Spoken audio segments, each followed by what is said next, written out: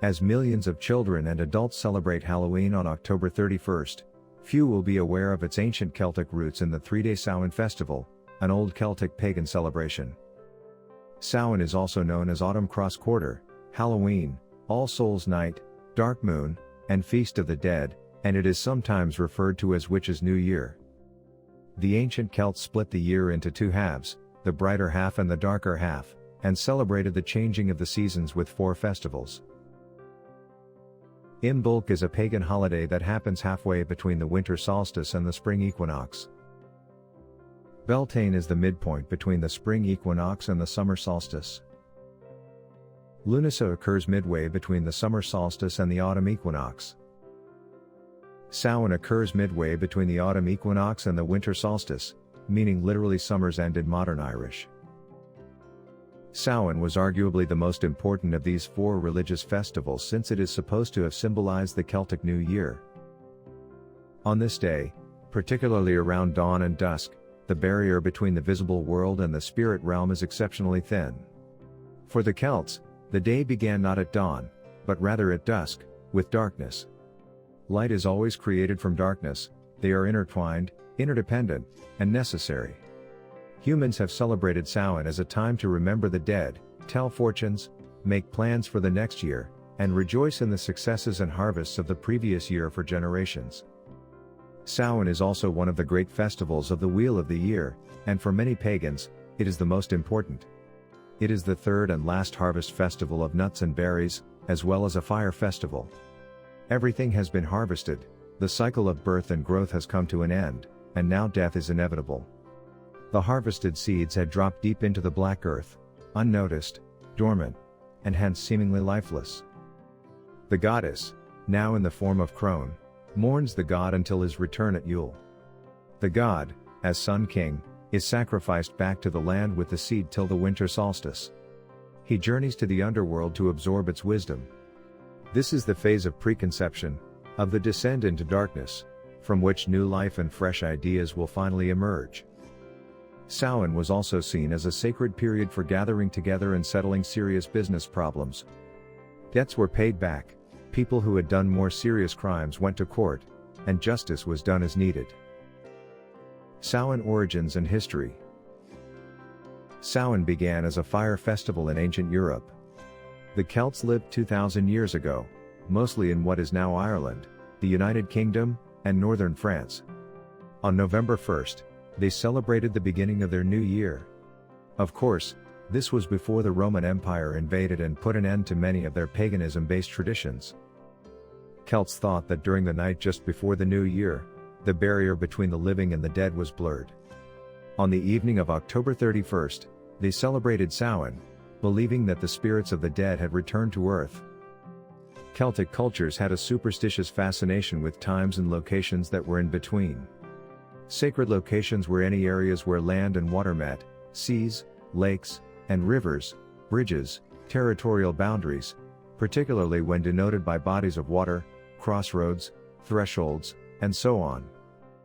These spots were haunted by ghosts, and the layout between neighboring properties was a place to avoid at all costs. Ghosts were also more likely to be encountered around bridges and crossroads. Naturally, burial sites were avoided on all nights, but especially on this one. There were ghosts of every kind to be seen here, and the dead freely mixed with the living. Sacred times were also transitional points, with dusk and dawn denoting the shift between night and day, and Beltane and Samhain denoting the change between summer and winter. Many myths and fairy tales take place in such places and periods.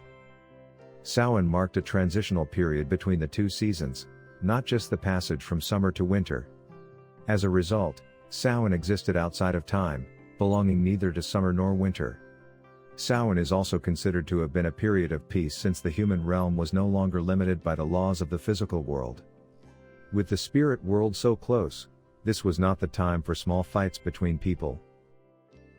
Traditions and beliefs. At the beginning of the Samhain festival, all fires were extinguished. The ancient Celtic priests, known as Druids, would start a fresh bonfire and throw the animal sacrifice's bones into it. This bonfire is whence we get the word bonfire in current usage. Since the purpose of the burning was to please the gods, They believed that expressing gratitude to the gods would encourage the gods to aid in the regrowth of their crops. After the celebration ended, they relit the fire in their homes from the sacred bonfire, in the hopes that the warmth and protection of the fire would carry them through the approaching winter. Every year on Samhain, Dawn, the Lord of the Dead, a divinity revered by the Celts, was thought to gather the souls of the dead from the previous year to begin their trip to the Celtic underworld, Tír na Nog. This was a time to contact the dead. They did this by lighting bonfires and lanterns to guide lonely or sad spirits home to see their family, and by making what they called a dumb supper, which was an offering of food and vegetables. The spirits of deceased ancestors might now be welcomed back into the home safely and without posing any harm to the household. On this night, the spirits of ancestors frequently sought comfort around the hearth. Fires were left burning in the grate to keep the spirits warm, and food was left for them. Despite the fact that the ancestral spirits were friendly, it was still a wise decision to avoid them by getting to bed early. However, it's possible that the spirits weren't completely friendly. To appease them on this night, ritual offerings were necessary. The spirits were pleasant and kind as long as the offering was provided, but if the sacrifice was withheld, another side of the ghost's features was shown. The home would be cursed, and things would not go well in the next year. Some traces of this behavior may have remained in the present Halloween custom of trick or treat. Children disguised as ghosts and witches encourage residents to donate or deal with the consequences. The treat may reflect the ritual offering, but the trick, today a harmless joke, may have reflected the terrible repercussions of not pleasing the ancestral spirit on this night in antiquity. Samhain was seen as a favorable time for druids to engage in divination, since there was a stronger than normal link to the spirit realm. Because the barrier between the otherworld and the real world was being lifted, the ancient Celts regarded Samhain as a dangerous time. The Celtic otherworld is frequently depicted as coexisting with, rather than being wholly different from, the human world. Remnants of this may still be observed today during Halloween, with the custom of coming to the church at midnight on Halloween and standing on the porch. If the brave watcher looks attentively, he will see the spirits of people who will die in the following year, but he risks meeting himself. A parallel to this is that on this night, girls who look at themselves in the mirror will see a picture of their future husband, but they also face the chance of seeing the devil. Those who are bold enough to go to a graveyard at midnight and walk around the graves 3 times will be able to see into the future, but they also risk meeting the devil. This latter example is noteworthy because it retains the 3-time sunwise turn that the Celts used in the rite. Meeting the devil can be a reference to the well-known Christian attempt to equate the pagan deity of the dead with the devil of Christian doctrine. As we already mentioned, Dawn carried the souls of all those who had died in the previous year. The ceremonial offerings on the winter fires could have been an attempt to please him, until he was supplanted by the devil with the introduction of Christianity at some point in history. Samhain has nothing to do with evil. Many people throughout history have believed that Samhain's origins are dark and evil. This misunderstanding stems mostly from Charles Vallancey, a British military inspector and amateur historian who visited Ireland for the first time in 1762 while on a surveying trip. Vallancey was so interested in the area that he wrote a 3-volume book about its history and culture. However, the illiterate professor falsely asserted in his work that linguists had misinterpreted the term Samhain. Vallancey suggested that the word did not indicate summer's end but rather related to a Celtic divinity called Balsab, Bal meaning lord and Sab meaning death. Although scholars disregarded Vallancey's assertions, his books continued to spread the notion that the Celts previously worshipped a satanic god, Lord Samhain, with burning human sacrifices and other savage ceremonies. Many early historians characterized the Celts as a savage race who performed ritualistic sacrifices on a regular basis, although it's uncertain if these stories are true. Furthermore, neither of these narratives nor Old Gaelic folklore particularly specified Samhain sacrifices. Moreover, early sources describe Samhain as a 3-day and 3-night event during which the community was obliged to appear before local monarchs or chieftains. People believed that if they didn't participate, the gods would punish them with illness or death. In Ireland, Samhain also had a military component, with festive thrones built for the leaders of soldiers. Anyone caught committing a crime or using a weapon during the celebration would be executed. Some sources indicate 6 days of excessive alcohol consumption, usually of mead or beer, as well as gluttonous feasts. From our current vantage point, the Feast of Samhain is shrouded in mystery. We don't know for sure, but historians believe the festivities featured animal sacrifices, dancing, and the wearing of costumes crafted from animal skins and maybe animal heads. The Roman Empire had taken the majority of Celtic territory by 43 AD. During their 400-year reign over the Celtic regions, 2 Roman festivals were mixed with the original Celtic festival of Samhain. The first was a Roman holiday called Feralia, which was observed in late October and was dedicated to commemorating the dead. The second day was dedicated to Pomona, the Roman goddess of fruits and plants. The apple is Pomona's emblem, and the inclusion of her festival into Samhain likely explains the Halloween custom of bobbing for apples. Samhain Creatures. Offerings were placed for fairies, or seas, outside of settlements and fields at Samhain because the Celts thought that the barrier between realms was breachable during this time.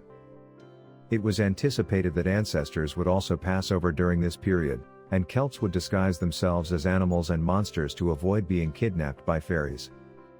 Some creatures were associated with Samhain mythology, such as a shape-shifting entity known as a puka, who gathers harvest offerings. The Lady Gwyn is a woman without a head who wears white, and goes after people who wander around at night. She was followed by a black pig.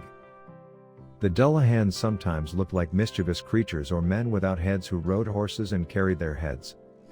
Their appearance, riding flame-eyed horses, was a deadly omen to anybody who met them. The Fairy Host, a group of hunters, could also haunt Samhain and take people. The Slua, who came from the west to break into houses and steal souls, are similar. Samhain and Christianity. As Christianity became the dominant religion in Europe, Samhain took on Christian labels and guises. The Western Catholic Church celebrates All Martyrs' Day, which began when Pope Boniface IV dedicated the Pantheon in Rome on May 13, 609 AD, to all Christian martyrs. Later, Pope Gregory III enlarged the holiday to include all saints and martyrs, and he also moved the celebration from May 13 to November 1. All Saints' Day soon included certain Samhain rituals. The previous evening was known as All Hallows' Eve, and later as Halloween. Through time, Halloween grew into a day filled with activities such as trick-or-treating, carving jack-o'-lanterns, celebratory parties, dressing up in costumes, and eating treats. By the 9th century, Christianity's influence had extended into Celtic territories, eventually blending with and supplanting ancient Celtic traditions. The Church declared November 2 All Souls' Day, a day to commemorate the dead in 1000 AD. It is commonly assumed that the Church attempted to replace the Celtic celebration of the dead with a comparable, Church-sanctioned event. All Souls' Day was celebrated in the same way as Samhain was, with large bonfires, parades, and people dressed up as saints, angels, and demons.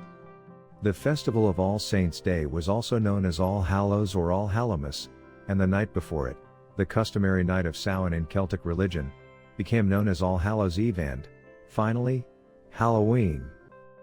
When Christian Spaniards came to Mexico, they mixed with the native ways of remembering the dead at this time of year. This is how Dia de los Muertos, or Day of the Dead, came to be in early November. Common traditions with ancient origins. Trick-or-treating on Halloween in America is likely derived from early All Souls' Day parades in England. During the celebrations, needy residents would beg for food, and families would offer them soul cakes in exchange for a commitment to pray for the family's deceased relatives. The church encouraged the giving out of soul cakes as a way to replace the old custom of leaving food and wine for wandering spirits. The tradition, known as going a-souling, was later adopted by youngsters who would visit their neighborhood households and be given food and money. The Halloween costume custom has both European and Celtic origins. Winter was an unknown and dangerous period, hundreds of years ago. Food supplies frequently ran low, and the short winter days were fraught with anxiety for many individuals who were scared of the dark. On Halloween, when people thought ghosts came back to the real world, they thought they would see ghosts if they went outside. So, when leaving their houses after dark, individuals would wear masks to avoid being identified by these ghosts, fooling them into thinking they were other ghosts. Furthermore, to keep spirits away from their homes, people would leave bowls of food at their doors to pacify the ghosts and prevent them from entering. In the late 1800s, there was a movement in America to make Halloween a celebration of community and neighborly gatherings rather than ghosts, pranks, and witches. Adult and children's Halloween parties have been the most popular ways to spend the holiday since the turn of the century. Parties were centered on games, seasonal delicacies, and spectacular costumes. Trick-or-treating, which dates back hundreds of years, was also revived between 1920 and 1950. Trick-or-treating was a low-cost way for an entire town to participate in the Halloween festivities. Theoretically, by giving the neighborhood kids little goodies, families may also stop pranks from being played on them. As a result, a new American custom was formed, and it has since grown. Today, Halloween is the second largest commercial holiday after Christmas in the U.S. Samhain and Wicca. With the rise of Wicca in the 1980s, Samhain in its old pagan form came back to life in a big way. Wicca celebrates Samhain in many different ways, such as with traditional fire rites, festivals that are similar to modern Halloween, and activities that have to do with nature or the dead. Wiccans regard Samhain as the end of the year and incorporate typical Wiccan practices into the celebration. Near Samhain, American pagans often have parties called witches' balls with music and dancing. Reconstruction of Celtic culture. Celtic Reconstructionists are pagans who accept Celtic traditions in order to accurately restore them in modern paganism. In this culture, Samhain is known as Ia Shamna, and it commemorates the union of the Tuatha De Danann gods, Dagda and River Unis.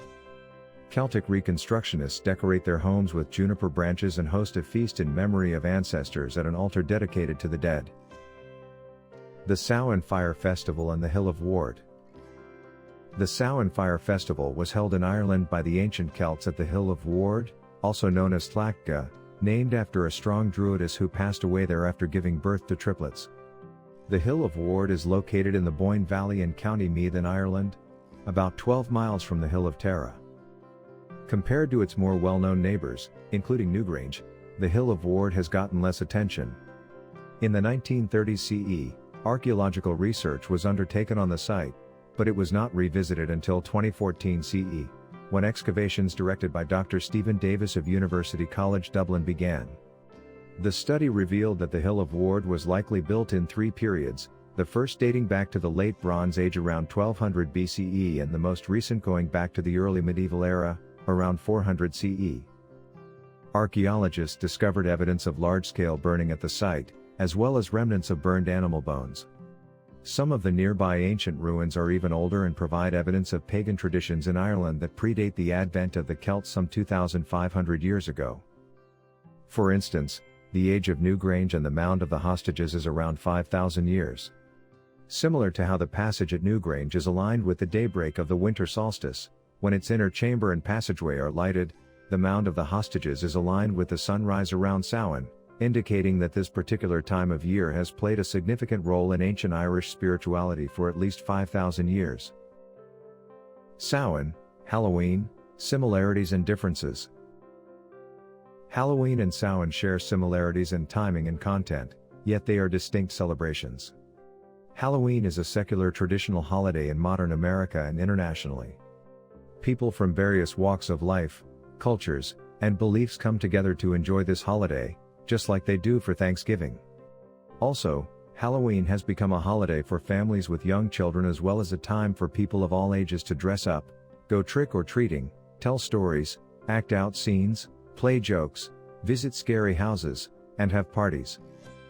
Samhain, on the other hand, continues to have a religious orientation and is celebrated spiritually by its devotees, as are its corresponding Christian holidays. The core Samhain ritual of honoring the dead is a serious religious practice and not a playful pretended dramatization, even if celebrations may involve merriment. Even though they are somber and focused on death, modern pagan Samhain celebrations do not include the sacrifice of humans or animals. Another distinction between Samhain and Halloween is that the majority of Samhain rituals are performed privately rather than publicly. Halloween began to emerge. Because of the strict Protestant belief systems in colonial New England, Halloween celebrations were highly limited. In the southern colonies, such as Maryland, Halloween was considerably more prevalent.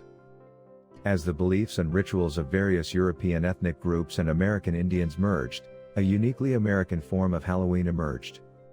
The earliest festivities were play parties, which were public activities intended to celebrate the harvest. Neighbors would tell ghost stories, tell fortunes, dance and sing.